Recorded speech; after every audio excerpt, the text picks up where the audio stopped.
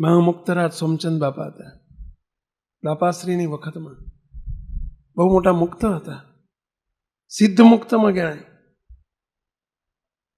સોમચંદ બાપાની જ્યારે નાની ઉંમર હતી, 15 વર્ષના હતા, એમના પિતાશ્રી 7 વર્ષની ઉંમરે ધામમાં જતા રહેલા.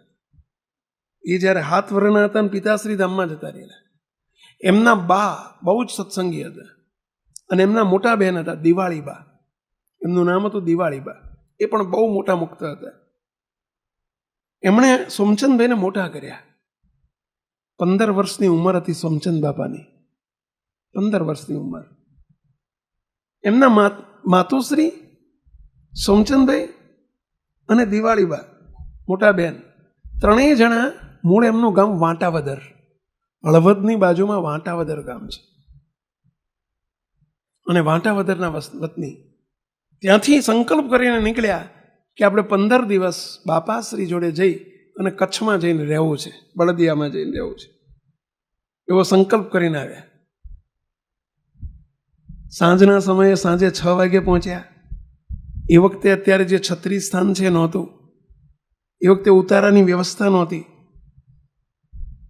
બાપાશ્રી પણ ઘેર રહેતા, અવરભાવમાં ઘરે રહેતા. આખો દિવસ બાપા મંદિરમાં હોય, બાજુ મંદિર હતું. સાંજના 6 વાગે પહોંચ્યા. એક સત્સંગીના ઘેર ઉતારો લીધો. સોમચંદભાઈ વિચાર કર્યો કે લાય પહેલા બાપાના દર્શન કરી આવું. ઘેર જઈને પૂછ્યું તો સમાચાર મળ્યા કે બાપાશ્રી ક્યાં છે? તો કે બાપા મંદિરે છે.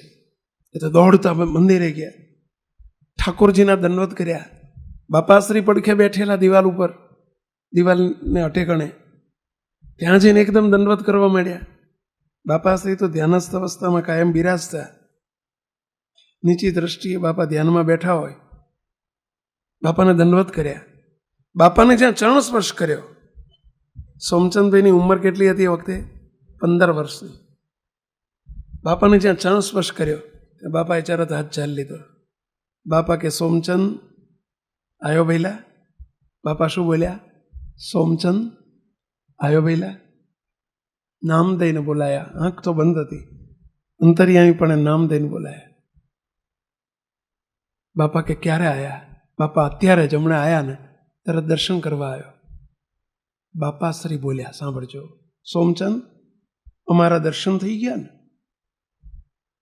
અમારા દર્શન થઈ ગયા ને? હા બાપા. ઠાકોરજીના દર્શન થઈ ગયા ને? હા બાપા. હવે સવારમાં વહેલા નીકળી જજો. શું કહે છે?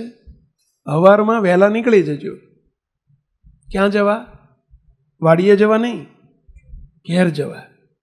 સવારમાં વહેલા ઘેર જતા રહેજો. હવે સંકલ્પ શું કરીને આવ્યા છે? 15 દિવસ રહેવાનો.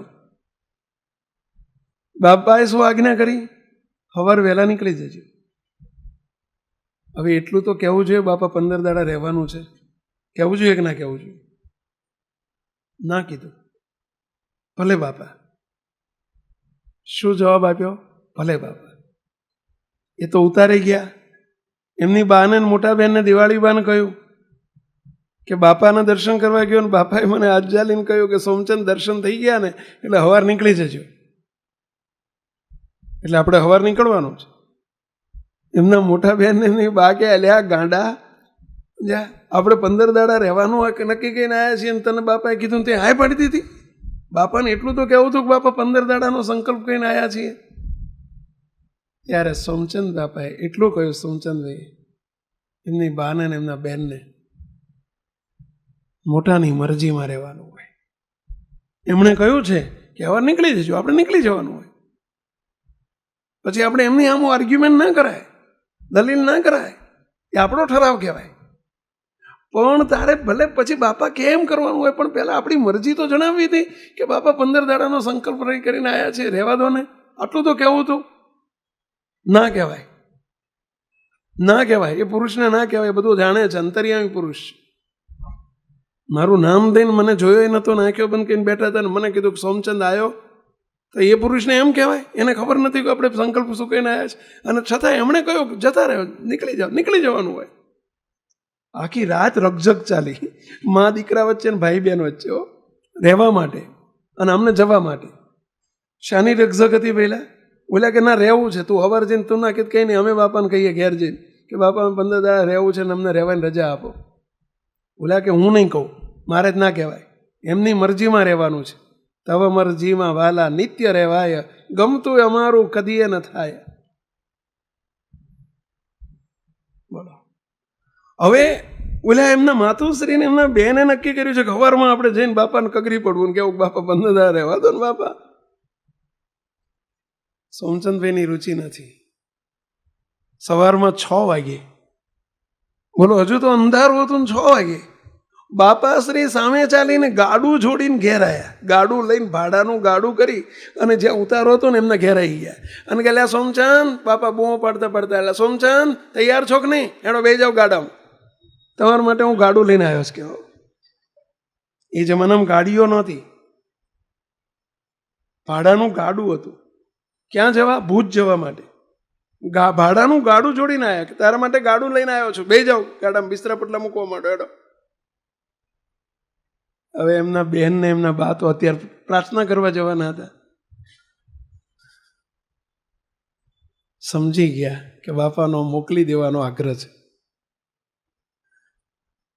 સોમચંદ બાપાએ તરત કહ્યું, સોમચંદભાઈ એમની બાને મોટા બહેનને કે જોયું, કહો હવે લેડો, બાપાની કેટલી તીવ્ર ઈચ્છા છે આપણને અહીંથી મોકલવાની, ના રહેવાય, ખબરદાર બોલ્યા છો, એમની મરજીમાં રહેવાનું છે.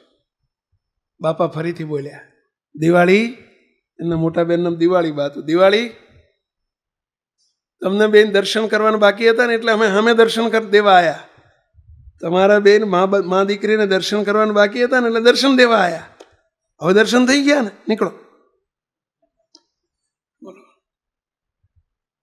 અને રીતસર હજુ હાજે આયા છે, થાકે ઉતર્યો નથી, એક દાડો રહેવા દીધા નહીં અને ગાડામાં બેહાડીને રવાના કરી દીધા.